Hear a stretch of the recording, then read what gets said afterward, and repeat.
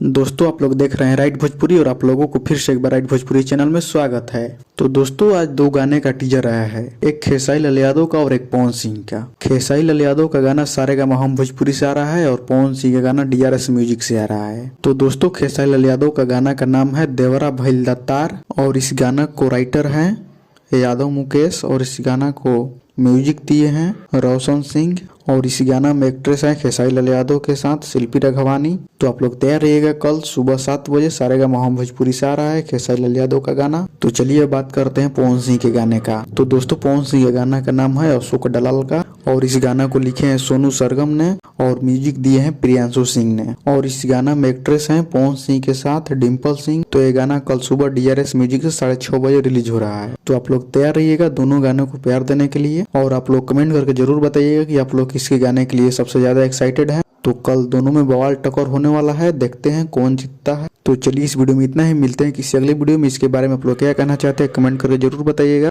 और इस वीडियो को लाइक कीजिएगा, शेयर कीजिएगा और अभी तक हमारे चैनल को सब्सक्राइब नहीं किया तो सब्सक्राइब करके बेल आइकन को प्रेस कर दीजिएगा।